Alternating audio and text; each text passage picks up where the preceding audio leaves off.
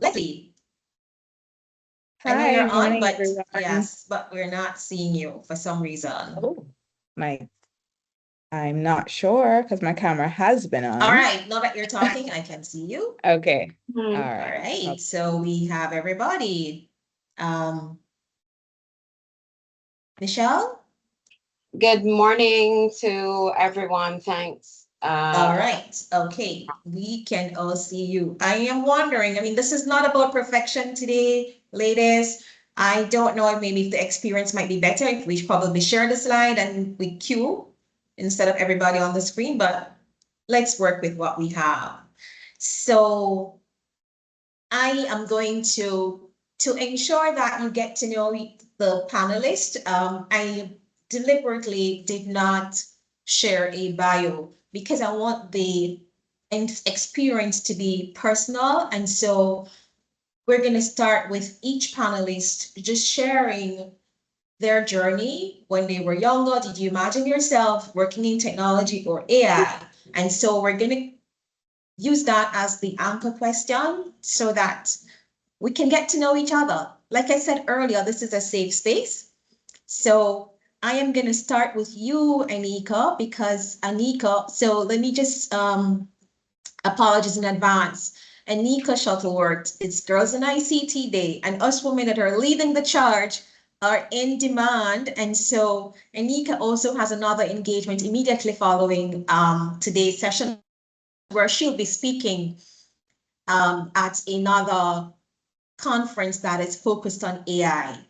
And so we will start with Anika, and when she has to go, she will just quietly go. But the girls in Jamaica, you will have an opportunity later today to interact with her for a short while, get some photos in and questions.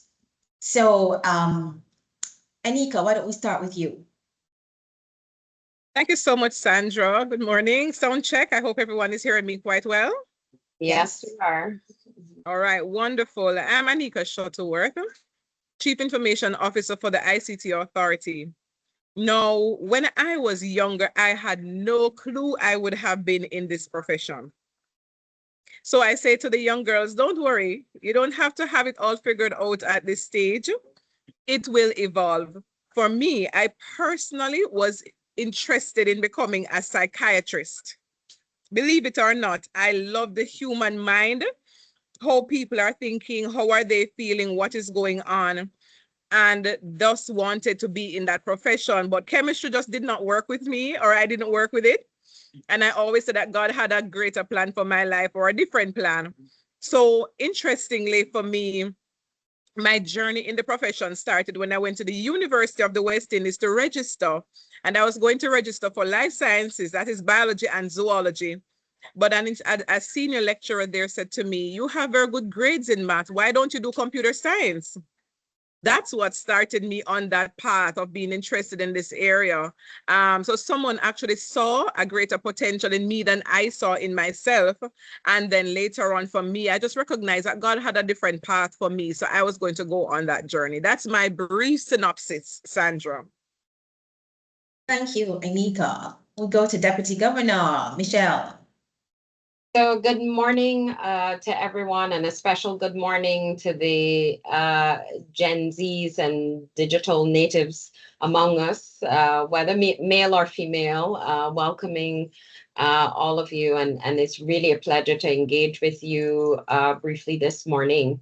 So just by way of some context, as Deputy Governor, I'm responsible for our Management Information Systems Department, our Digital Transformation Unit, and Foreign Exchange and Fund Management. And like many others in the room, I started with humble beginnings, where virtues of hard work and being super focused on what you wanted to achieve was paramount, but also where there were various life lessons along the way in terms of being authentic and courageous and in many respects being humble in order to achieve a lot more. I did not choose technology at the outset. In my earlier days, we refer to persons who were into IT as the nerds in the room and so forth. But very early on, I realized that in order to be successful, you really need to see technology as an enabler. So having leadership opportunity and the opportunity to formulate policy and to approach things strategically really and truly relied on data analytics and being able to assess what reality you expected. And that is what led me to embracing and adopting innovative solutions for some of the challenges that we encountered. And I think it is having that right mindset to adopt what is coming in terms of technological change, but also being willing to pivot and adapt to things that is critical in terms of how we move forward in terms of our young ones, but also in terms of what we develop for our own careers. So that's everything in a quick snapshot. Thank you. Thank you, Michelle. Lesley. Hi, good morning, Sandy. Good morning, everyone on the call. Good morning, ladies. Thanks again to the Fujitsu team for having me for another year. I did do this with you guys a couple of years ago, and just for context for everyone, my name is Lesley Miller. I am the interim CEO for General Accident Trinidad and Tobago, and I am the group CIO for the General Accident Group, and we operate in across the Caribbean, Trinidad, Jamaica, Barbados, and we are expanding across 7 other territories at the moment. Did I think that I would grow up working in technology? Absolutely not. To give a little backstory, I went to school and I did the sciences in high school or in secondary school. My father he was very academically focused and always said, you guys need to do the sciences. Don't do business subjects, because if you want to go business, you can always do business later on in life. Do sciences, as it, keeps the door open for whatever you wanted to do.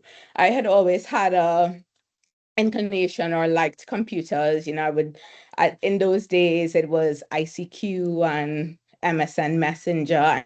I know I'm dating myself.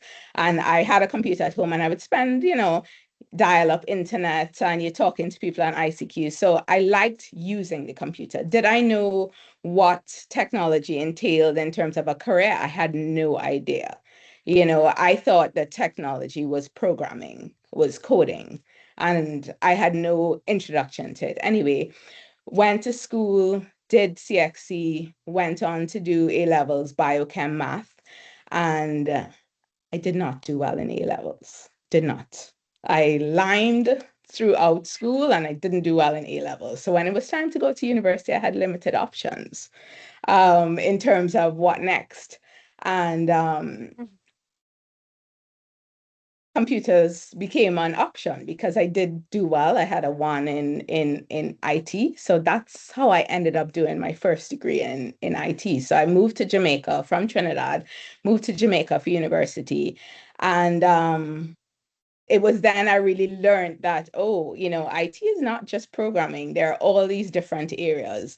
And I remember, walking into school on day 1 and looking around in the class, and it was, I would say, 90% male. And I was like, ooh, am I in the wrong? Did I make the right choice? And of course, my career has evolved over the years. And, I think for the girls in the room, I want to say that, technology, there are so many different facets to consider. I never thought that I would be here. My career has obviously evolved a lot since that day I entered, my first university class many years ago. But technology is so wide and it's so expansive, and there's so many different options for all of us, to play our part in as the field continues to develop. And it's exciting. We're in an exciting time, and I'm looking forward to seeing what's next. Thank you so much, Lesley. Deidre. Right. Good morning, everyone. Good morning, girls in tech, and my esteemed panelists. And thank you, Sandra, for this invitation, and Fujitsu family. It's great to be here again. I did a session last year, and again, I'm grateful to Fujitsu Caribbean for hosting such a timely conference, such a needed conference to help girls to grow and develop in the field of tech. All right, so as Sandra mentioned, that I'm with GraceKennedy, and I'm the CIO there. GraceKennedy, where we have two distinct divisions, foods and financial services. So I hope, when you're doing your shopping in the supermarket, because we're across the Caribbean, that you pick up the Grace brand. Okay, so in terms of my journey with technology, of course not. I did not ever imagine that I'd be in the field of tech. To be honest, I was interested in law, but I just did not know why. I think it's because maybe when I was much younger, a little girl, I had a very curious mind, and I love to solve problems, and I would not give up in terms of a debate and discussion. And I think from then in my household, they would say, why don't you just become a lawyer, right? And it was also part of that set of traditional careers that you hear about growing up from my days, the lawyer, doctor, the teacher, etc., nurses. And when I went to the University of the West Indies, I didn't get into do law at my first try, right? I got in and I did management studies. So at that time when I did my first degree, it was in management. And I was in a position where management is so wide. What next? There are just so many aspects to management. And, I got an opportunity after my first degree to work in the government sector in the Auditor General's department. And again, I was able to apply myself with my management studies, but that's not really where I wanted to be in terms of accounting and management. So in terms of my interest, it was really sparked by a mentor. So it's good to have mentors growing up. And that was Professor Gordon Shirley at University of the West Indies. And I went to him, I've been searching, and just based on my faith, I was looking and searching to identify what my purpose is, what do I like doing? And it was a full brainstorming session. And he advised and said, technology is the way of the future. And at the time, the university had this course called Computer-Based Management Information Systems. And he said, what happened in that situation? You'll be able to make an impact if you do this course, because it will create a bridge between the techies, so to speak, and management. And you'll be able to be that glue to communicate across both teams. And I went ahead and did that course, and it's really opened up my entire interest in the field of tech, because I was able to do my management and then cross over and do technology. And then I was able to, at the end of that, tap into what was truly unique about me in terms of my characteristics, solving problems, because that's what it was about, identifying real problems and coming up with a solution using technology to solve that. So, of course, at that time, I thought I was, of course, on the right pathway.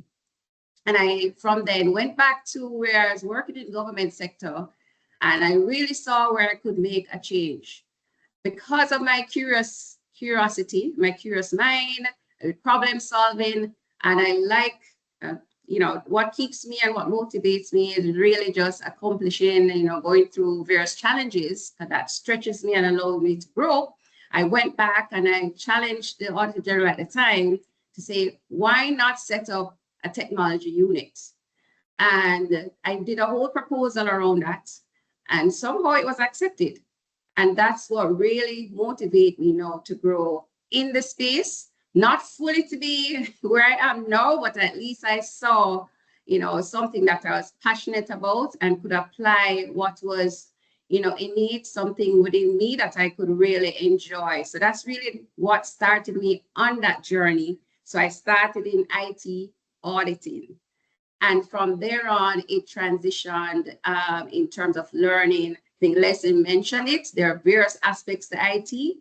During my journey, now I evolved and went into other areas to where I am today. So that's really what started it in terms of the passion that I had inside, not knowing where to place it. But then there was a person who was there to mentor and to guide me along that pathway into the technology space.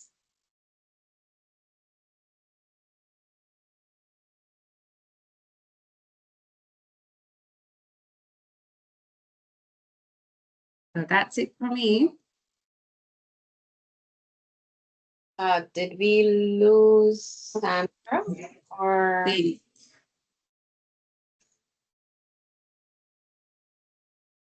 I think we have a technical outage. Can you hear me? Yes, yes. Okay. Hear you. I am not sure what just happened. We're sorry about that. Okay, so we've now heard from all of our females, and what we've learned from that is that there's no linear path. It's about being curious. Mhm. It's about innovation. It's about being bold. It's courage.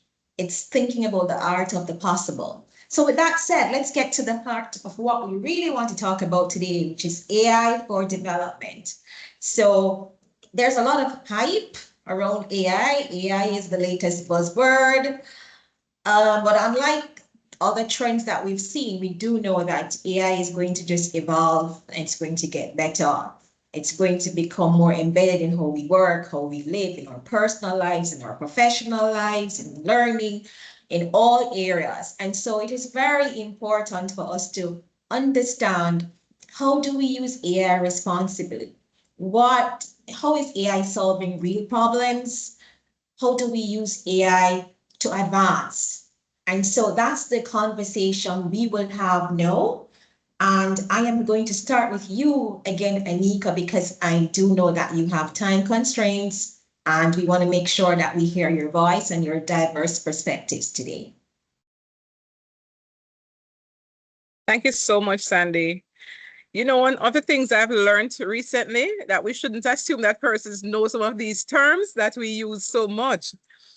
Now, for the benefit of everyone, artificial intelligence is a branch of computer science that enables machines to simulate human intelligence. That's a cognitive ability that we have, such as learning, reasoning, problem solving, perception, and creativity.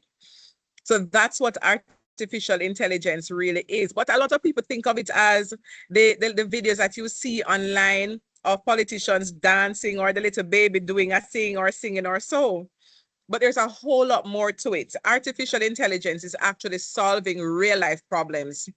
And I want to encourage our girls to think widely. As was said earlier, you've heard it, curiosity, problem solving. As ladies, we are born to do this, okay? AI is helping doctors to solve real problems. And in the United States, there's an initiative called Project Zebra. I don't know if you've ever heard of it. It's a research-driven initiative in the US to analyze health records and identify patients with rare conditions and predict diseases. Now, can you imagine not just waiting until you get to the age of 85 years old and then diseases are being determined in your body? Right? So the artificial intelligence is looking at these different things. Now, in Jamaica, of course, we are using AI here in many ways. Again, not just for the videos and all the excitement that we like to see on TikTok, right, ladies? But it is being used in customer service and public interaction, education, training. Some of you may have seen, I think it was last year or maybe the year before, the Jamaica Constabulary Force introduced an AI system called Constable Smart. Constable Smart was on stage, and Constable Smart is an artificial intelligence bot that handles calls and basic citizen queries. It supports taking reports and doing some administrative tasks. And guess what? It works in both Jamaican English and Patois. Can you imagine? Because we have to think about how we interact with persons. Not everybody is able to understand plain English as we are speaking it here, the Queen's English. So we have to get people where they are, and these bots, believe it or not, are learning.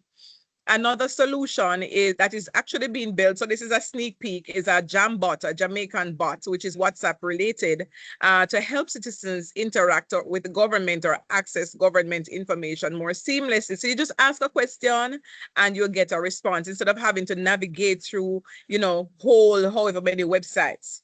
I know for education, it is being used quite a bit. That is AI solving problems. Your teachers are using AI, believe it or not, to set papers and assist in marking your assignments, planning, doing learning assistance, because we know that there are persons who need special assistance and the teacher cannot be everywhere doing everything. So again, artificial intelligence is being used there. Really, AI goes far beyond social media. As I said, it goes towards improving services, making decisions faster, and solving real world problems. So that's why I think it is so important that we use artificial intelligence intelligently and responsively so that we can impact lives. Thank you, Sandy. Thank you, Anika. Anchoring on that, Michelle, would you like to know weigh in? Sure. So I think that was exceedingly well said, Anika, because certainly from our standpoint, AI and tech generally is really a tool that we need to think of with regard to our day-to-day lives and how it can serve to help us to be more efficient and to do things more comprehensively. So data analytics, for example, for us is a key one, but also where it allows us to solve some of the day-to-day things that we have to tackle. So for example, for us, innovation has been embraced with the use of and implementation of our new payments infrastructure, where we're embracing instant payments. The name we have applied to the product offering is BIMPay. And what does that do? That really allows persons to make payments more quickly at reduced costs, but also where you're leveraging access to those payment services using your cell phone. So something as simple as that with regard to the execution and settlement of your payments to make it more convenient. And that is the ethos that we need to apply to how we leverage technology, but doing so in a safe way, where we even use it for the purpose of detecting fraud. So managing the cybersecurity element as well as the public trust that you need to engender in any AI products and solutions is important, because even with regard to us managing our day-to-day meetings and where we're relying on AI to do our recordings and to capture what we need to have us follow on actions for the next session, that convenience and faster service delivery is something that we can use to basically break through those ceilings and to deal with how we can go even further and to be more efficient. So I just want to underscore that it's really that mindset of these things being tools that we then need to leverage in order for us to be more effective and to gain insights, rather than us being fearful of the unknown with regard to tech.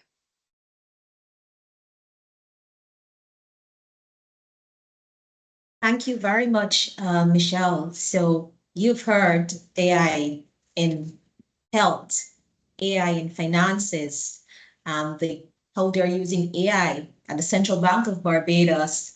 So really, AI for development is really being impactful. It's not just a buzzword. It's not hype. It's not social media. It's solving real societal problems. It's advancing how we do things faster, better, simpler for us, for our people. So with that said, I am going to hand to Deidre.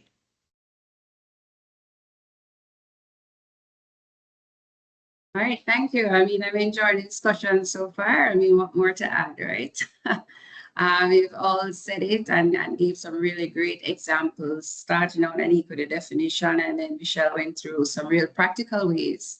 You know, but what I'd also like to share is just that to the ladies here, that AI is not here to also, it's not there to replace you.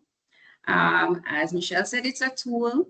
It's there to augment and help you in your day-to-day. And one of the things we've been focusing on, especially at, you know, at my workplace, is just how AI can help your everyday life. And that's one of the benefits that we're seeing coming through just using generative AI from a conversational standpoint to help us with, you know, generating ideas and creating documents faster, helping us to query things in the workplace so that we spend less time on administrative type work, but the AI tool is there to help us with our day-to-day. And, you know, it's very powerful. And one of the things we have to also work on is just a whole AI literacy, because we realize that it is so important and it can help us improve our day-to-day life at work, that we are holding hands now with our team members to train and to let them learn and to know about all the benefits and the opportunities. So, you know, as I indicated, it's at that stage where we're at now, we want to grow. And this is one such conference now in improving AI literacy, because we have to learn about how powerful it is, but it's not there to replace you. You still have the power of you. And we have to really take control of it to add our own perspective and voice and, you know, to improve the systems to help us. So, it, you know, another way we've been using it too is just looking at just overall efficiency. What we find is that, you know, when we go to work, sometimes we perform very routine tasks. So every day you go in, you clock in, and you do the same task day to day. We find that AI can help us with our automating some of those routine tasks and processes. So what we find is that it helps us now to cut down the number of hours spent on doing tasks and improving work-life balance, right? So your parents can come home earlier to you or not spend a lot of time with the computer, because we have now used AI to help us to automate some of those routine tasks and help us to predict and make decisions so that we can focus on more value-added work. So that's one of the things that we also have been focusing on, is looking at our entire organization and seeing how we can improve and be more efficient by looking at some of those processes and work that we do day to day that we can allow the AI solution to help us with. Outside of that, as I mentioned, we have foods and financial services. It was already mentioned on the financial services that it's helping us with fraud detection. It's helping us with being more inclusive in providing tools. And here now we have our digital factory at the Jamaica office help us to code faster and to be more efficient in rolling out tools to our market quicker in terms of improving our financial services. From the food side, we're looking at tools in which we can now be able to understand your customers, what your tastes are, your preferences, so that we can have new products that are more suited to your needs. So it is helping us in a lot of ways operationally to come up with new products, be more efficient with our services, and internally helping our staff members be more productive by spending less time doing the mundane task and allowing the AI to help us to be more efficient. I can give you an example. Now I depend on it, just like doing my emails. There are times when I'll be spending quite a bit of time just to draft a simple email. Now I can ask my tool, my Microsoft Copilot, to help me draft this email, you know, and within seconds, it will understand my tone and how I'd want to communicate, and I click send. I have reports that I have to read, preparing for board meetings. You have lots of documents. Not that I don't read them, but if you're in a hurry, sometimes you can put it in your AI and it generates a summary and highlights things that you need to prepare yourself for the meeting. You know, so sometimes I tell my team members, let's not overthink it. Let's just use the tools that we have and get some quick wins so that we can at least be more efficient and productive in our day-to-day. So, I mean, that's the positive side of it. And of course, I have to manage the risk, but I won't get into that. But that's how it has been helping us so far in our work environment. Thank you, Deidre. So don't be shy. Use AI.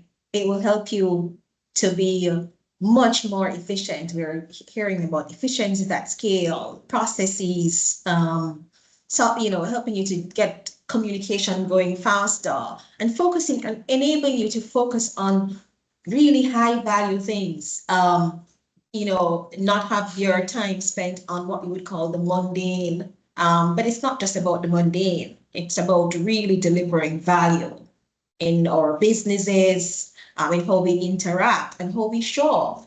So now to you, Lesley. I think all my fellow panelists made such good points. I don't know if there's anything left for me to add, but I think just I will focus a little bit on from the insurance landscape. I think already in the world, AI is already part of the decisions that are being made every day. I think most people don't realize it. You know, when you, for example, well, for the ladies or for your parents, when you apply for insurance and get a quote back in seconds, that's already AI working in the background. When you get a fraud alert from your bank, before you even notice something is wrong, in many cases, that's already AI working in the background. In my own organization, I think this year we actually ran an AI pilot that dramatically increased our processing capacity by 60%, and we didn't add an additional person to the team. And I mean, that's already happening in the Caribbean context right now, not someday in the future. It's happening now. You know, I want to underscore what Deidre shared, you know, in my capacity. So I kind of wear three hats. CIO, CEO, and I'm also the corporate secretary for the group. And part of being the corporate secretary, you know, I'm attending board meetings and have to record the meetings and prepare minutes. I will say now I no longer write the minutes. I record it, run it through an AI tool. I have already told it, okay, this is the format of the minutes. This is what the output I want. And a task that used to take me, you know, a couple hours to listen to the meeting, you know, listen back to the recording. Who said that? Who said? Literally, my minutes are done in like 10, 15 minutes, right? But I think what is also very important, especially for the young ladies in the room, is that we use AI responsibly. Now, I have a teenage daughter, and she's in high school. She uses AI for schoolwork and to help write their essays. And it's funny, her school actually encourages them to use AI, right? But, you know, with the caution that you need to challenge it. Don't take everything that you get from AI as gospel, because there are times where you will get information that is incorrect, right? It is how you ask the questions, how the AI learns, et cetera, et cetera. You know, continue to question, be curious, you know, put things in your own words. Don't just take something and regurgitate it and present it as your own. It's there as a tool to make life easier for you, but it's also not to replace you, to replace your mind, your thinking, your learning, right? So I say to my daughter, you know, you use AI every day. I use AI every day to run a business. You know, we're basically the same person. We just have different budgets, right? And I think beyond business in the Caribbean region where we face hurricanes, flooding, climate risks, AI also is being used to enable forecasting.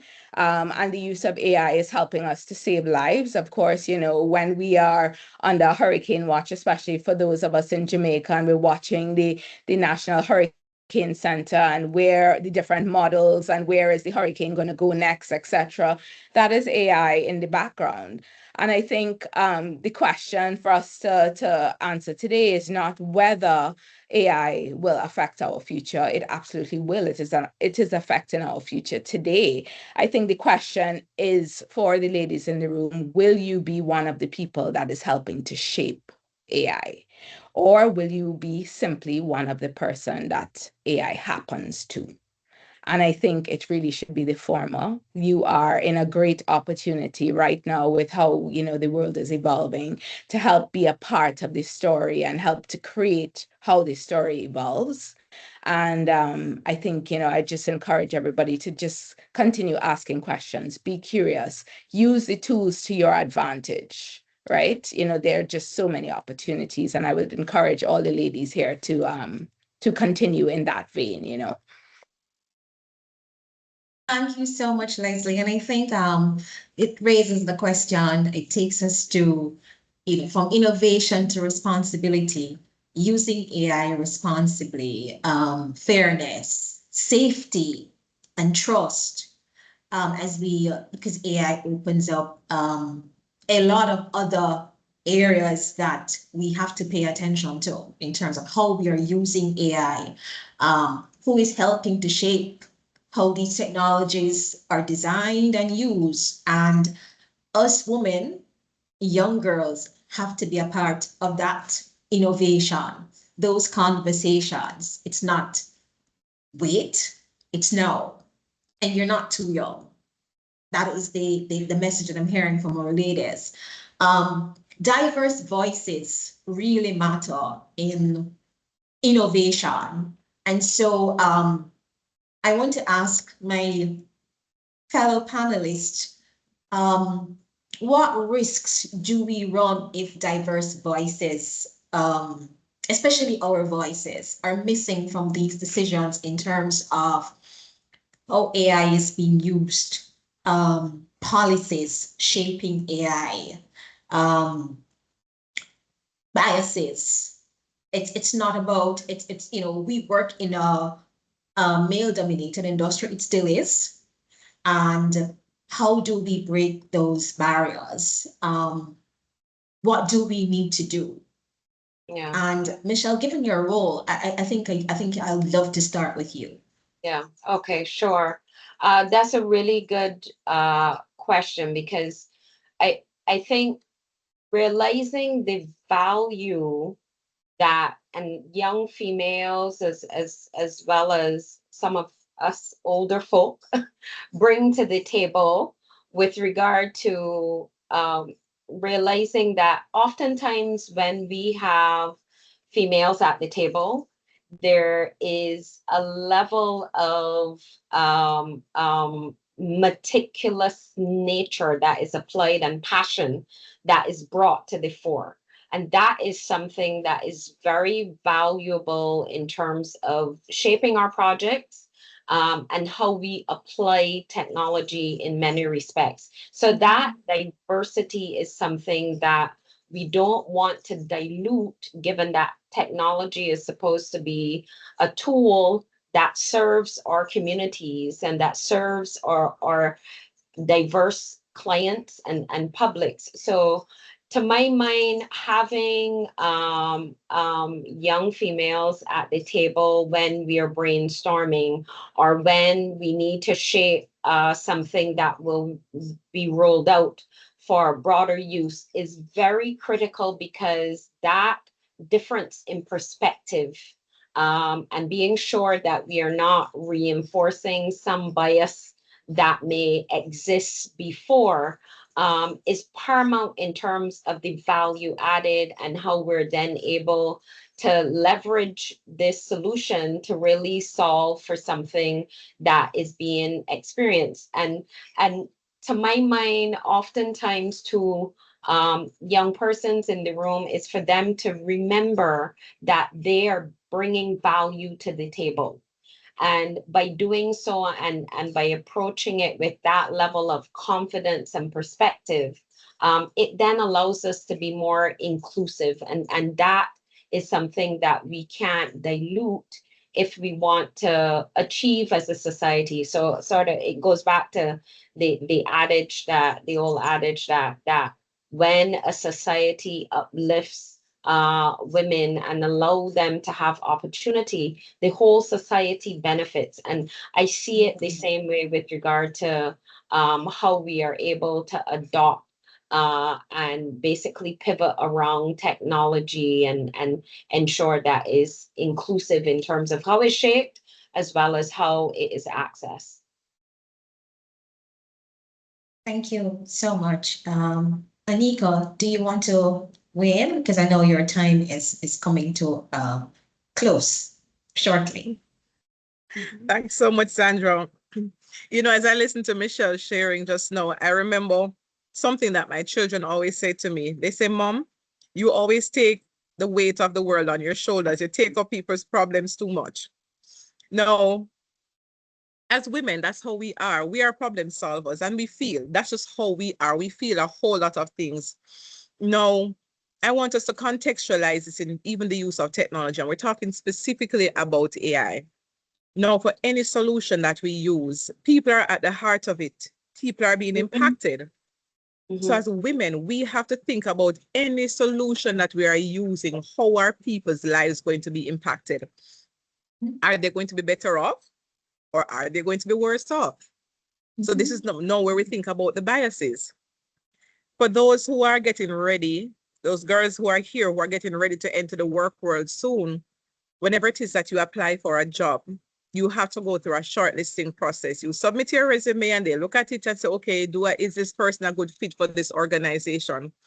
But can you imagine that shortlisting system being AI generated and it has a certain bias in there that if you come from country like me, or if you are a female, right, then you should not be hired for such a job. Or even if you're Black, you're not hired for this job, simply because the AI may have been trained on historical data, right? This is all real for us. You have cases also of persons that are poisoning some of these AI solutions in terms of training them on some of those negative views. So again, as women, these are things that we have to be curious about. And I'm encouraging us, don't be afraid when we ask, when we use the AI solutions, especially, and I know many of the youngsters use ChatGPT, Gemini and whatnot, ask them some hard questions. I remember one day using the Siri that is on the iPhone. One day I said, Siri, I'm tired. I'm stressed out. What should I do? Siri said, oh, go and get a rest. So I pressed, Siri, I am really stressed. What should I do? Siri said, you need to go and talk to someone.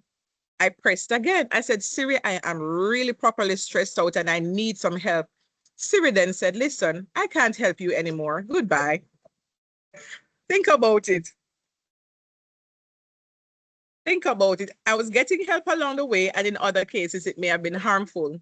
But persons are also using the AI to come up with techniques as to how to do harm. We don't want any of those things to happen. So I'm putting these examples before us as we meant to say that the tools are very, very powerful. They're amazing. And we've heard from everybody about it. But we have to know what these tools are all about. We have to look at the safe use of them. We have to ensure that there is fairness and we can actually trust all of these because, again, ladies, our voices matter. And we continue to make an impact when we look at these solutions from an eagle's eye, bird's eye view and with an eagle's precision, because we're thinking, as my children say, you're into everybody's thing and you're taking up everybody's concern. We want to know that all children, all women, everybody are really benefiting from these solutions and not being harmed. That's as much as I would say on that one. Thank you, Sandra. Thank you, Anika. I know it's 10. Do you have to go, or do you have a couple more minutes to spend with us? I have about 7 more minutes with you. Okay, all right. So, Deidre. Yeah, so much has been said. All right, so in terms of just AI and the biases that come with AI, and for us as women, I would just encourage just to also endorse what has already been said, or young girls to not be intimidated by what is now available in terms of AI, but look now at opportunities where you can make an impact and you can not just use the technology, but change to include, you know, your perspective and our perspective as women. And I was inspired by a young lady, Joy Bulambini. She studied computer science. And, you know, just in looking at AI systems and, you know, this facial recognition systems, she recognized that there was a limitation in the AI tool in that it did not recognize her skin tone and certain characteristics, traits about her. And she brought it to, you know, the table in terms of the bias in the AI system. And now she's known as that person who made an impact, who changed the way how we view the technology to ensure that there's inclusivity, as Anika had mentioned. So we have a voice, we have a perspective, rather than just say it's not for me or it didn't consider me. Let's see how we can change it to include me, right? Or include you. So it's very important that we look at, you know, remembering that AI is a tool that reflects our perspectives. And if we don't share, the tool will be very limited. The outcome will be limited. So we have to include our voice, our say, because it is really capturing our everyday life, and we have to see how we can play our part in making that change and make it impactful. From a career perspective too, in terms of influencing, I would say to our girls too, there is just a shortage in terms of cybersecurity experts, right? And as we look at the risk associated with AI, there is need, just as how we are learning about it and using our everyday life, we have the cyber criminals who are using it. And as Anika mentioned, we have to be very careful, right, to be able to detect some of these things, because they're also growing in the sophistication and usage of it to make it even harder for us, you know, when they come up with these deep fake videos, and, you know, for us to really detect what is real from what is unreal. So there's also an opportunity for you as, you know, young women stepping up into the field that's very male dominated, especially in the area of cybersecurity, to make a change in that area and to see your space there and own it in terms of just cybersecurity and focusing on that area of expertise. Also, I'd just like to add, just as I touch on the risk and the security, as we even use it in our everyday, we have to be careful of what we also put out there in terms of our information, you know, because social engineering is very real. And I know we go on the social platforms and we want to place, you know, all kind of photos and where we are at a particular time. All of this, we have to be very careful. And some of the public AI engines, they will use this information to learn more about you, and then you become more of a target to some of these cyber criminals. So there is also that side of it where we have to really use the opportunity that we have available to us, but in a very cautious way. And that's the side of it that I would really like us to just also look at, to just balance things out, to ensure that, you know, we are also looking out for ourselves as women in terms of what we put out there and not be a target, and also look at how we can make an impact using the tool. So that's just my perspective on it. Thank you so much, Deidre. Lesley, I see you brimming with lots to say. You know, I know we do have some girls in the room here. I'm in the Trinidad office, and I think I want to ask them a question. by a show of hands, how many of you in the room have used AI this week? How many have used ChatGPT, AI? Can you raise your hands? Okay. I think you guys just proved my point. You are all already using these tools, right? And as women, it is important for us to be part of this story. We have to be in the room at the table, helping to drive the decisions, because at the end of the day, why is it important for us to shape how AI is designed? Because full stop, AI reflects the people who build it. Think about it. AI, what is AI actually at its core? It learns data, it finds patterns, it makes decisions based on what it has been taught, right? So you guys using ChatGPT and using AI every day, using Claude, using whatever it is you're using, you are deciding the data that the model is learning and using to learn, right? The patterns matter. What counts as a good decision, what is a bad decision, it matters, and it's based on your real life experiences. So if those rooms, the rooms that are developing these models, if they don't include women, just like me, just like you, just like my panelists, fellow panelists, then the AI will not be built to reflect real world and real world experiences, right? And I think, girls, this is already affecting you because you are using it every day. The algorithm decides which university scholarship advertisements you see online. The system scores your college applications. It is a tool for your future employers that they use. Anika spoke about it, how they use to screen your CVs before a human even reads it.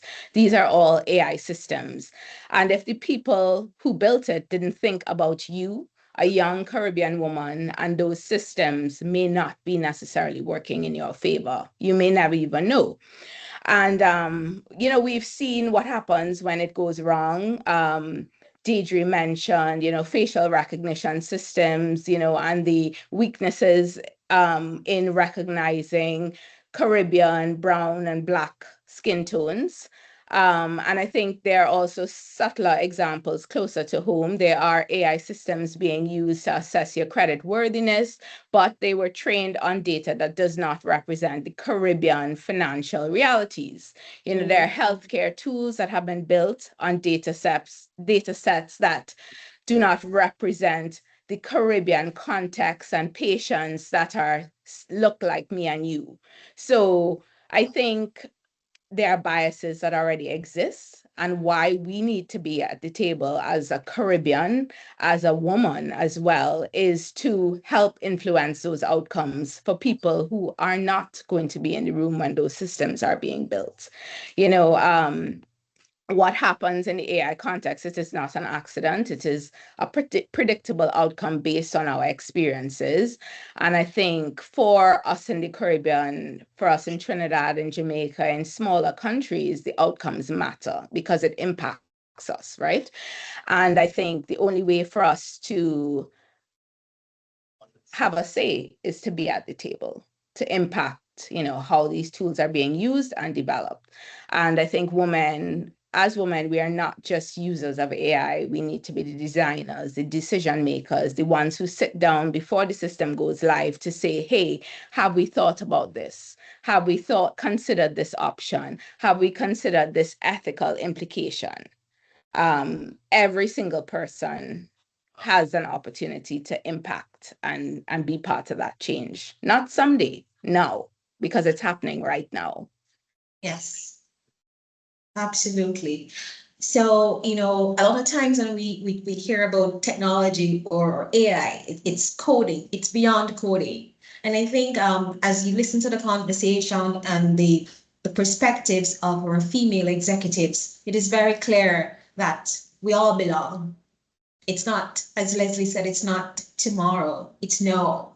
It's the skill sets that you have to have is curiosity. It's about critical thinking. It's about communication. It's courage. good judgment as you're on social media. Be careful. Think about safety, trust. We don't talk biases because we need to be there.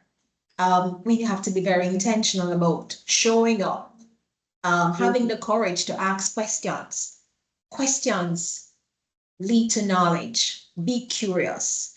And so with that said, Anika, I know you have to run, but there's one question that I would like to ask you before you go, and this is, what is your one piece of advice that you would give to a young lady who's unsure or feels intimidated by the evolving AI technology, might seem daunting? What is your one piece of advice? Thanks so much, Sandra. It's difficult to say one advice. Here's what I would say. Be bold. Think about a greater purpose that you have, what you were born to do, what you were created to do. Just know that you can do it. You may not know everything just now, but you can do it. And many times we don't know the path that we are going to be on. And you heard all of us share our story.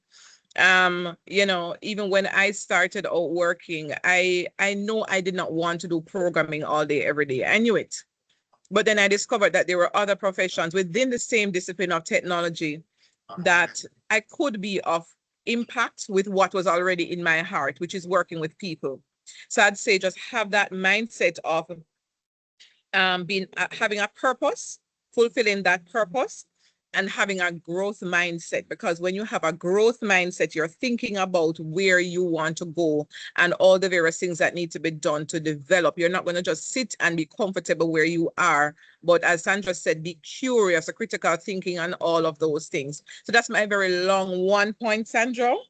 To encourage the ladies, please just keep going, keep going, keep going. Thank you. Thank you so much, Anika. We know you have to go. Good luck with your next presentation, and thank you for all that you've shared. I'm pretty sure the young ladies benefited greatly, and the not so young of us as well. So thank you so much. Thank you so much. Thanks, everyone. Thank you. Thank you too. So I know, Mervyn, I know you have to go. So if you want to just say quickly, because we're going to go to the questions shortly as well. Sure. And I don't know what happened earlier, so apologies, I wasn't hearing you. But I think it's good that I come on after that really useful discussion from these powerful women. And I first of all, just want to welcome everybody to this year's Girl in ICT Day event that Fujitsu's put together along as a part of the wider Caribbean initiative. Want to welcome especially the young minds, not just the girls, mostly the girls, but the young minds who are with us today. One of the major objectives of this event is to convince you to pursue a career in digital. We need you. The world needs you. I think the whole business of Girls in ICT at its core is about sustainability, and I'll talk about that in just a moment. Want to thank our corporate partners represented by some of them represented by the panelists, and thank you for your contributions there. And of course for the Fujitsu staff, again, not just the female members of staff, but the allies, the men who are allies as well in what we're doing. Listen, so, since this time last year, a lot has changed. The world has become more digital. I mean, radically so. There's more turmoil in the world, geopolitical changes. We've had a major disaster in the region, impacted Jamaica in particular. Of course, we've seen AI evolving in dramatic ways. And of course, the thing about AI is, for me, what it means is that it's bringing people and technology together. The power to actually get value from technology is just so close to people now, right? And that's important. And I think the other thing that's really happened in the last year for me personally is my granddaughter is growing up. She's now 1 year and 4 months. and she's proven to be a formidable person. I was going to use the word tyrant, but that's not a good word to use. She's certainly very influential. It takes 5 of us to manage her. So she's my co-creation partner. And I'll just tell you a little story on that, because in my proud state, what I was going to do is to put a picture of her little face on this side of my backdrop, because it's Girls in ICT Day and she's my co-creation partner. So I did that, but I said, you know what, let me just seek permission from my daughter, who actually banned it immediately. She says, what are you doing, right? I don't want my daughter's face out there for somebody to come use AI and then use it against me. And I said, you know, wow, that's profound. Here is me as my male ego wanting to big up myself and my granddaughter. And the female perspective of her mother, very AI conscious, knowing the potential, cautioned against it, right? Now, I'm saying all of that to say, because our reality is that globally is about, women make up about 49.7% of the world population. In the Caribbean, I think it's a bit more than that. It's, you know, the other side of 50%. But let's just call it half, right? And then when you look at the number of women who are involved in ICT or in STEM, in the Caribbean, it's around 25 to 30%, right? Now, that's really important, because to the points that we made by Lesley and Anika in particular about the influence of technology, which is now so much more a part of what we do because of AI, there's a lack of equity. So in other words, there isn't sufficient influence of women in the design and in the creation of the technology that we have for a world where half of us are females, right? And so that's, you know, with AI bringing that closer, that's a really important thing as it relates to sustainability. And this year's theme is really important because it's AI for development, which for us is really, really important. Girls shaping the digital future. And that's even more important for us, because as I said, that's not just about a good thing to have, it's actually about sustainability of society.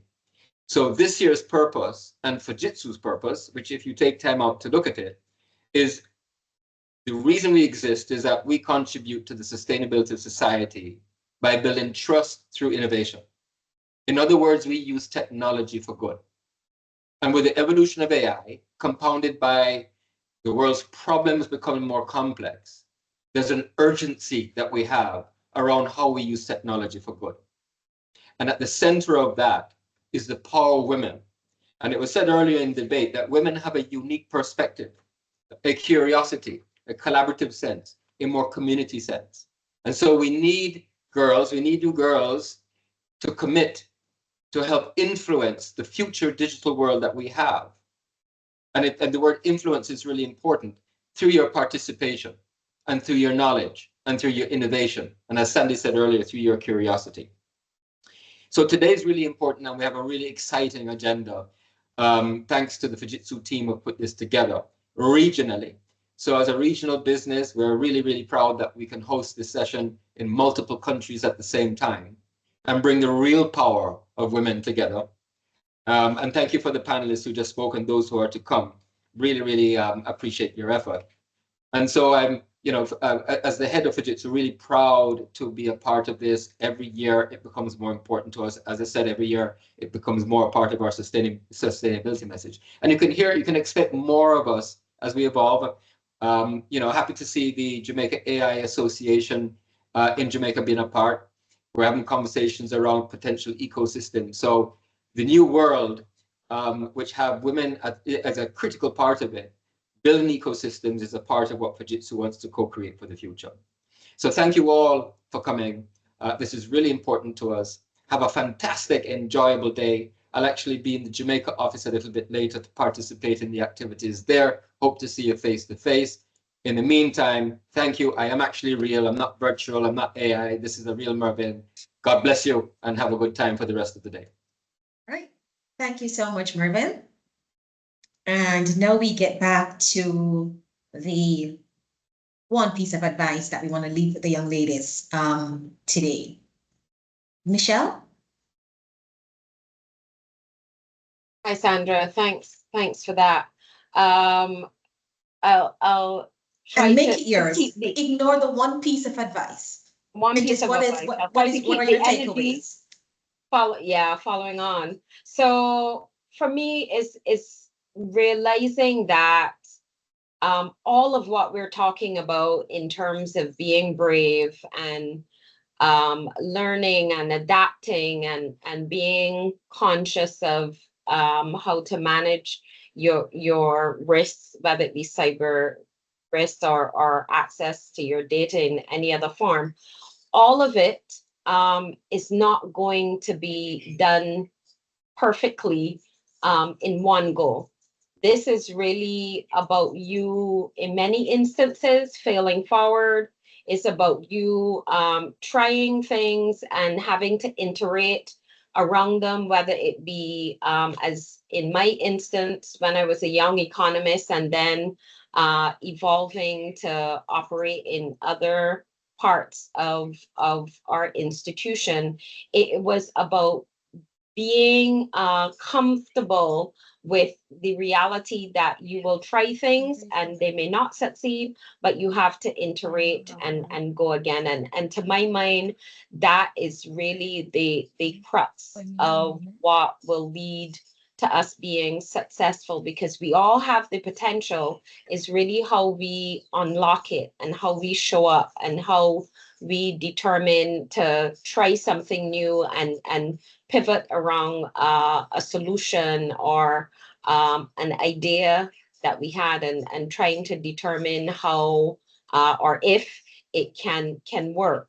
So I would say that that is one critical aspect, and having the mindset that everything is for a season.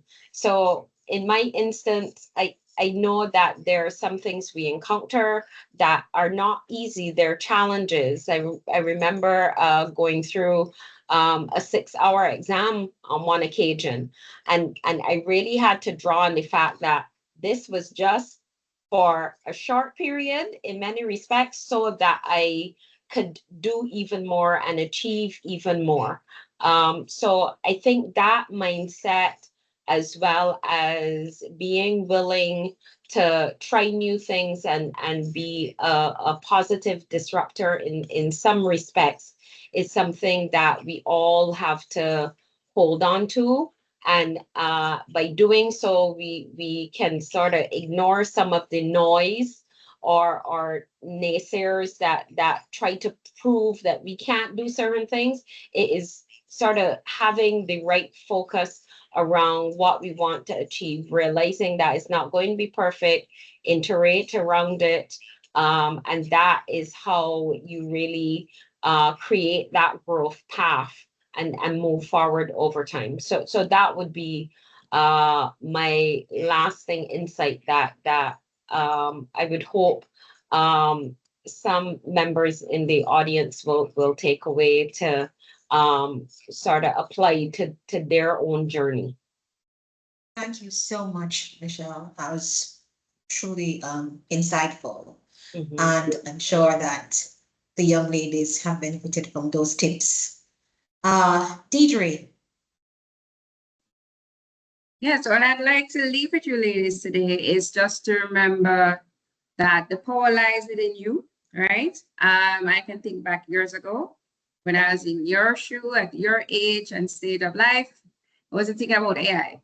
And maybe by the time you're at my age, it will be something else in terms of technology that will take over. But what will never change is that power inside of you to make an impact, right? So you are your own unique self, as we mentioned before. Bring your unique perspective, your voice to influence, to make an impact, because AI can't dream your dreams and to tell your story unless you include that in the AI space and wherever you are to make an impact. Just remember that you are your own unique self. The other thing about the power of you is understanding that you are unlimited. Look at what we're experiencing now. We are relating right across the Caribbean. So there are no boundaries to your growth. There are no limitations, only the one you set on yourselves. So with AI, yes, you can learn faster. You can build apps from your phone. You can collaborate. take advantage of that to know that you should not just be in the space to be a part of it, but lead it. And the other aspect of knowing who you are, you're wonderfully and fearfully made, you're unstoppable. So regardless of what's happening in terms of your challenges, you may be building a code and there are errors, there may be some setbacks, and we spoke about biases. Don't let that stop you, but let that just propel you to even motivate you to be the best version of you, right? So that you can make sure that you make your mark, that you're resilient. You know, the difference with success in that is not just about your talent, but what you bring to the table and your intention to keep going no matter what. Just keep going and don't let the tool take you over, but empower the tools that are available to you so that you can grow and be the best version of yourself. So that's my encouragement for you, to be the best version of yourself and to just tap into that power inside of you. Thank you, Deidre. Lesley. I suppose as we close, I have a couple bits of advice I would like to share. I think first thing, you know, I'm going to be honest with you guys. Stop waiting for a green light. I think everyone on this panel, probably at some point in their career, maybe even today, was nervous about giving a speech or, you know, stepping outside of their norm. I think as women and as Caribbean women, we are conditioned to wait until we're ready, to wait until the time is right, to wait until we have all of the qualifications, to wait until somebody tells us that it's our turn. And nobody is coming to tap you on the shoulder and say that the time is right. Nobody is going to hand you a sign to say that it's now. You determine when it's right. You know, just to give you a little story, I think men, if we look, research shows that a man will apply for a job when he has 50-60% of the requirements. Women, we want to ensure that we have 100% of the requirements. And before we read it over a second and third time, just to make sure we apply for a job. And we second guess ourselves. And you know, that we're always on the back foot because of that. And I encourage you to be bold, to take risks, you know. That job that you're going to apply for, you're not going to have 100% of the qualification. I mean, I will say, you know, when my boss asked me to come to General Accident Trinidad as the CEO 2 years ago for 3 months, and it's now almost 2 years in, I had no idea what being a CEO meant. But at the end of the day, I'm still doing it and the company is doing well. And, you know, every day I wake up and I second guess myself and think, you know, what if? And I have a bit of an imposter syndrome, as they would call it. But I would encourage you guys to sometimes just take that risk, take that leap. Because if you don't believe in yourself, there's nobody else coming to do it for you, you know? Secondly, I would say as you continue to grow and evolve as young ladies grow in your career, find your village, find it early, not just your friends, people who support you, make you feel good, people who will tell you the truth when you need to hear it, the ones who will sit with you in the mud when something doesn't go well and will encourage you to take the next step, the ones who will celebrate you loudly and check you when you need to be checked. For me, I would not be where I am today without my village, without my support system, and nobody does it alone. And as women, you get asked the question, how do you balance it all? You don't. You do it with a village, with a whole support team behind you. Nobody balances it all, no matter how you look at them and think that they are managing. It takes a whole team behind you. So find your village. And I think thirdly, I would say stay dangerous. And what does that mean? Stay curious, ask questions, stay hungry, desire for learning, a desire for knowledge, keep asking questions. The people that ask the questions are the people that move mountains, make change, challenge the status quo. These are the people that make shifts in business. Keep walking into rooms where you feel slightly out of place, because that feeling is a warning that you're in the right place. It is a sign that it is exactly where you need to be. And I want to say something about AI specifically, because that's what the whole conversation is about today. AI is not coming for your future. AI is your future. So again, the question is going to be, what side of it are you on? Right now, as we sit here, AI is being used for so many different things, and just to underscore what I would have said earlier, let us all be a part of the development and the building of these different AI systems and models. I think I would say be part of the change that you want to see. And thank you again to the Fujitsu team for having me today. Thank you so much, Lesley. Thank you so much, ladies. It's been an awe-inspiring conversation, lots of nuggets, lots to unpack, lots of learnings, lots of insights, different perspectives. And I do know that Michelle also has a very packed agenda and will need to leave, but I would like to ensure that we have her for 2 minutes if there are any questions for her before she has to go. Lesley and Deidre will be with me for a little bit longer. And so I am going to ask that we start with Barbados.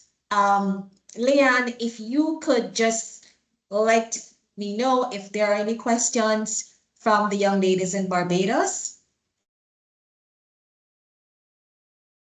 Or somebody from the Barbados team, if you could just take the questions. And it's not because Michelle is from Barbados. Well, we're starting with Barbados. No biases here. No questions, Sandy, correct? No, no questions from us. Okay. All right. Hello, ladies. All right. Do we have any questions from the Jamaica team? I am going to ask, well, Karen, since you're up next, or if somebody in the Jamaica office could let me know if we have any questions from the students in the Jamaica office for Michelle before she has to go.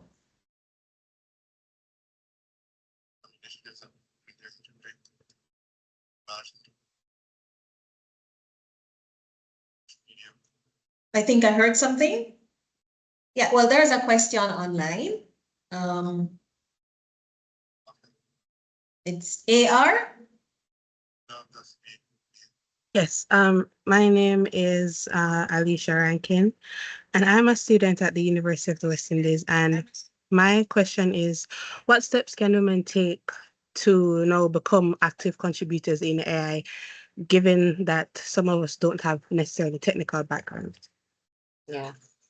So thanks for that question, and it's really relevant because it speaks to how we need to upskill ourselves and leverage whatever training we can access, whether it be training online or training in various communities, because in this information age that we are in, there is information available to us, but the key thing is us finding that bit of information that is relevant to help us think about how can we use, whether it be a particular app, to understand how to tackle something that we want to create as a reality in terms of a product or a solution, or to even bring new thinking to a project that we're working on. So I think the first and the critical part is in terms of training and upskilling, and then asking yourself, what do I want to solve for? How do I want to use my ability to serve something greater or to bring an idea to bear on a solution? So it is one, the training and the capacity, but also having that mindset of problem solving and being curious and thinking about how you're trying to serve to make it more beneficial or easier for persons around you or potential customers to be able to leverage something different. So that is a key aspect of how you would be able to leverage technology and AI and other solutions to help serve you on your own development path. Thank you so much, Michelle. If I could maybe just add to that too, just thinking back on my journey being at university, you know, that question, it seems so relatable. And to add to what Lesley just mentioned, it's important to also maybe identify a mentor, you know, someone that can also give you some guidance in terms of that career path.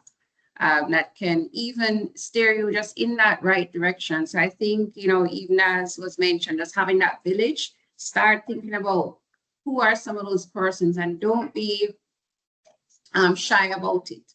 Who are some of those persons that you look up to in the space, whether it's tech or in business, and work towards meeting those persons, networking in such a way that you can then be in the space to get guidance from them so that, you know, you can shape your future in a more direct way and in a very specialized way, that in something that you're interested in.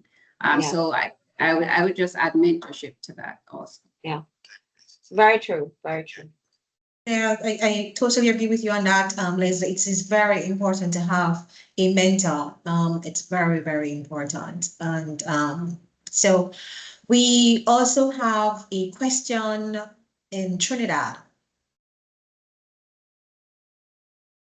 Here, let's begin. And my question is about like what specific initiatives are being taken at Fujitsu in particular, but also in like the broader Caribbean to prevent over-dependence on AI, specifically among teenagers and adults, and to like assure sustainability in AI so that there's no like negative environmental ramifications on the Caribbean. Let me make sure I can unpack your question. You're asking what initiatives have we implemented at Fujitsu to advance AI, or no, more like to prevent over dependence on AI. So like you said, AI is a tool, but some people kind of like use AI almost for every little thing. And then that kind of leads to anti-intellectualism. People stop thinking for themselves when AI could just do it for them. And more broadly, to prevent the negative environmental impacts of AI. Negative environmental, okay. I'm going to try to answer your question, and I hope that I answer it based on what my understanding is. So the first step is we're having Girls in ICT Day. So that means we are intentional about inclusivity and very intentional about empowering our young women, the future, to get involved, have a voice at the table. We also have, in our own organization, I make myself available to mentor young ladies. I am a mentor for the Chartered Institute of Marketing in the UK, but I also try to develop relationships with the young ladies coming out of this event. We've been doing this for a number of years. We've had young ladies who have gone on to become professionals in the field. I would say that there is a lot more that we can do, and we have discussed it internally, and we have taken decisions that are very purposeful about how do we make this sustainable. And I can say that all of the female executives on this call are committed and have said we are available to listen to young ladies, to help in their journey. I think I heard you say environment. Mervyn shared earlier about our purpose, which is to make happier lives, but to do so very responsibly. Fujitsu is very intentional about our environment, our sustainability goals. It's about using technology for good, but at the same time, making sure that our practices are responsible. So we continuously review our operations. How do we dispose of waste? How do the technologies that we use, are they environmentally friendly? Are they safe? And so our global organization, or HQ in Japan, we've made significant developments, research in our labs around that. We also are very intentional and about cybersecurity, because you cannot implement digital transformation without it being secure. So we are very intentional about safe practices, how we implement solutions for our customer safety, how we are impacting the communities in which we operate. And young ladies like yourself, I am really happy to continue the conversation even after this event ends. So feel free for us to have a one-to-one conversation. I also know that we have our technical teams in the office. You have the benefit of Eshwar in Trinidad that you can talk to about some of the technologies at Fujitsu. In Jamaica, we have Desmore, we have Dwayne, we have three Dwaynes.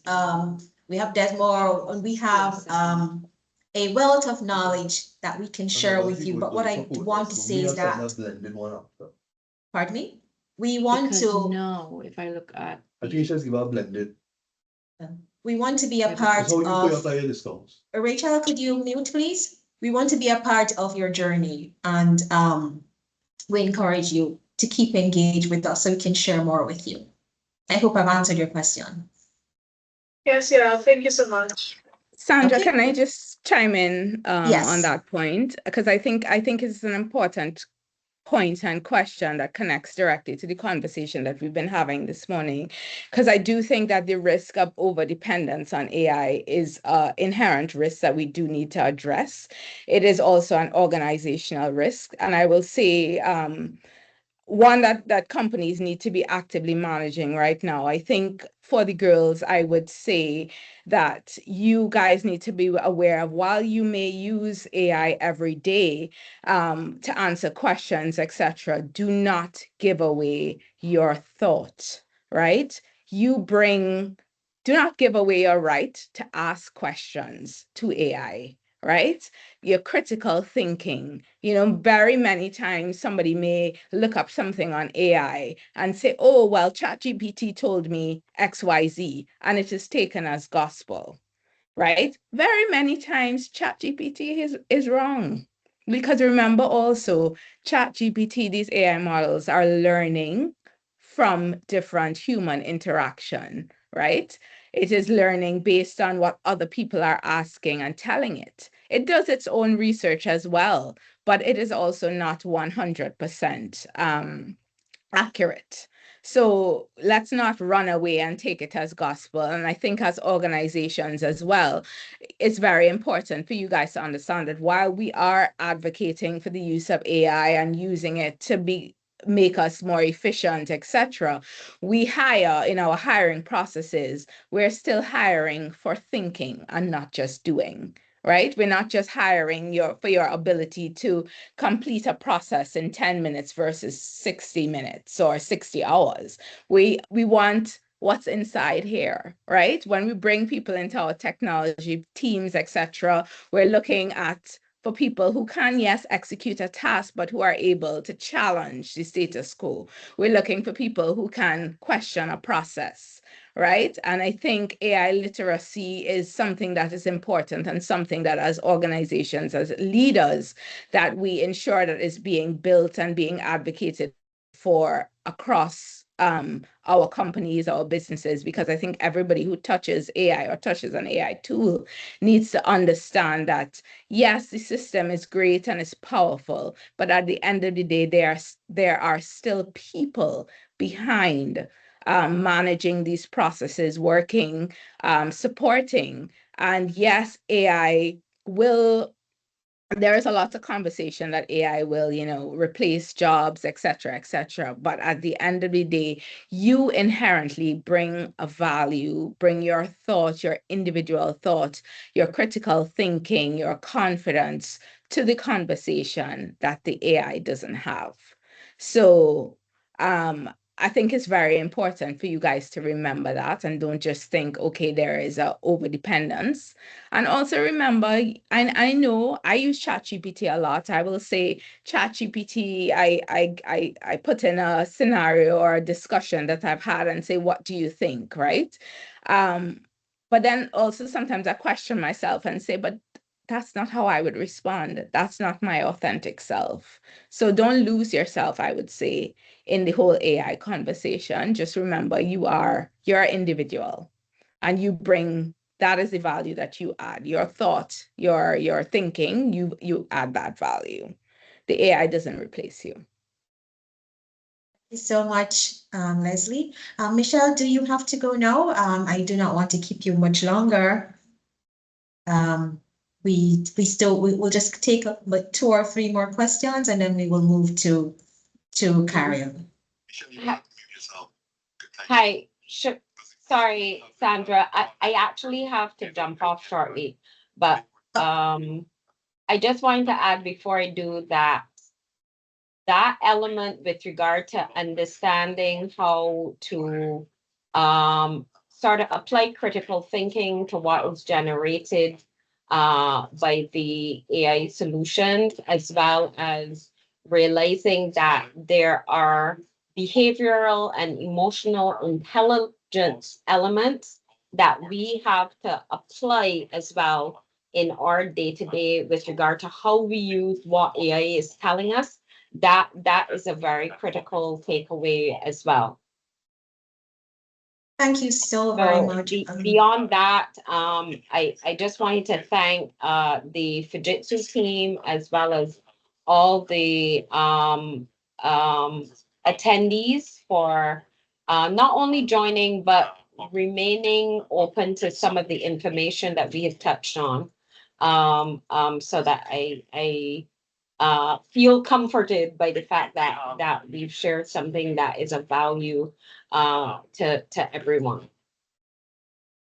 Thank you so much, Michelle. Thank you so much for joining us and for your time. We know that you have a busy schedule, and also to the extended Central Bank of Barbados team. Keisha, you were very helpful in coordinating DG Doyle's participation, and we truly value the support from the Central Bank of Barbados.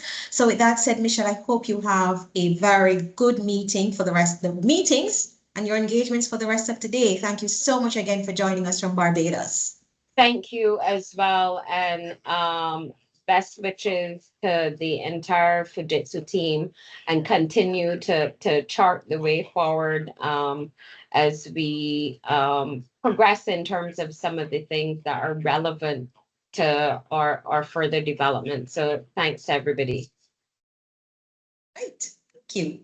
Bye-bye. All right. So thank you. Bye-bye. All right. So we do have a question in Jamaica. We're just going to take 2 more questions, but I encourage the young ladies. I know you're going to be with her, gonna be with us here for lunch and the exciting AI exhibits in our respective locations. So I'm going to take 2 more questions. I know we have one from Jamaica.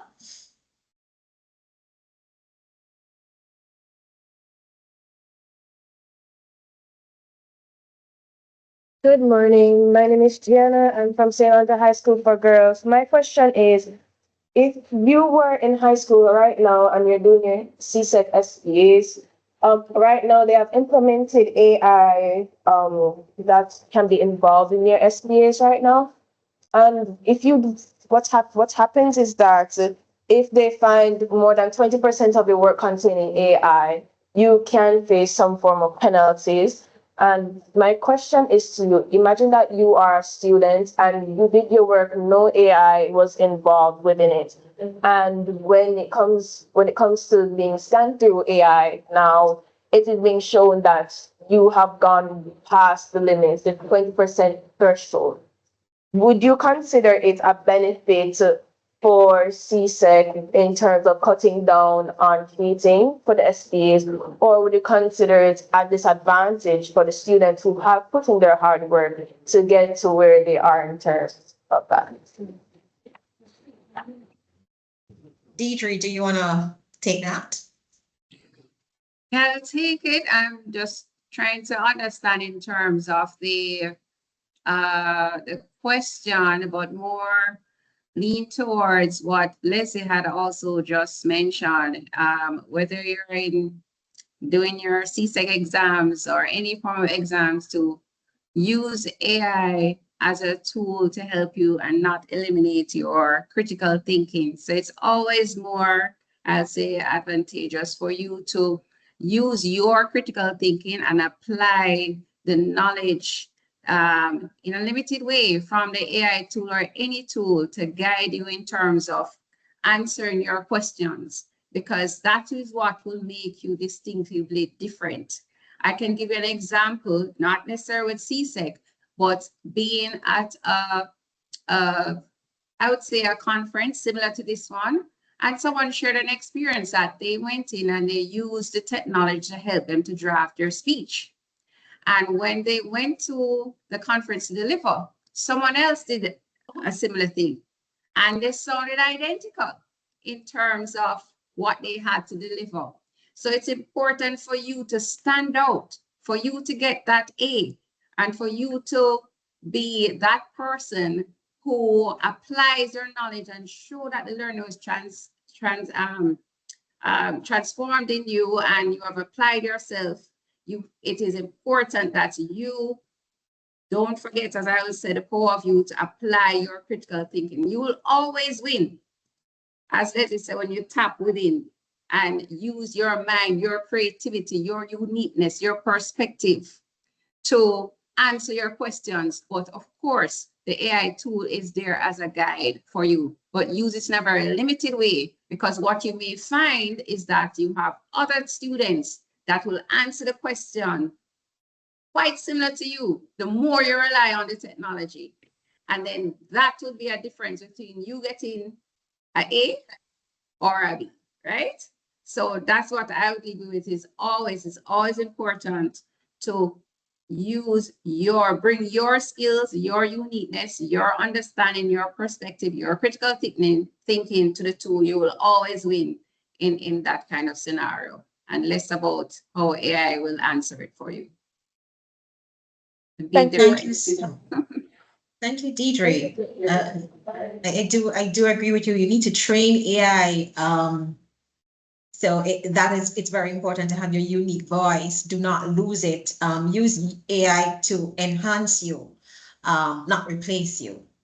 Leslie, do you want to add anything to that? I think I echo the sentiment of all my panelists, of Deidre, etc. I think just to say what I said before, I'm just encouraging the girls to continue being curious, to question things, use AI as a tool to help you develop. There is, yes, inherent risks of overdependence, but I would see it more as a strategic enabler rather than a replacement. And continue question, ask why. I mean, my boss always says to me, she's like, you can ask questions, I ask so much questions. But sometimes asking the questions is really what provokes a different thought process, or a different consideration, a different angle, that, oh, wow, I didn't think of that before. Why did we do it this way? Not because we've always done it that way. So, stay curious. Thank you. Now, with that said, we're going to close this panel and the questions. Like I said, we are available to you hereafter. It's not just a day. We are committed to supporting your journey. And I also wish to thank Lesley for taking the time out, answering the call always. This is her second time with us. Lesley remains very committed to empowering young women, and she's available. I also want to extend thanks to the General Accident Insurance team that are also in our office in Trinidad, and I really appreciate the partnership with you.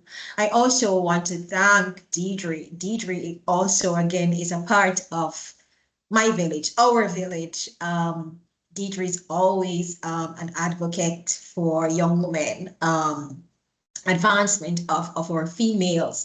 And GraceKennedy have come on board with us in a very big way. And ladies in Jamaica, you're going to be in for a fantastic showcase from the Digital Factory team. And we also have some goodies for you. Not only in Jamaica, do not feel left out, Barbados and Trinidad, because you also have goodies in your locations as well. But as we close the panel, I just wanted to just highlight the partnership and the support. It's really phenomenal, and you also have the support.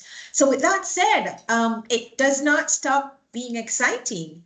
We're going to go to the very dynamic Dr. Carrion Hepburn Malcolm, who is an author of a book called Purpose that you're going to have the benefit of getting a copy. And she's going to talk to you about her Future Ready Girls, AI, Money, and Purpose. And it's about financial literacy. It's very important to create wealth from early.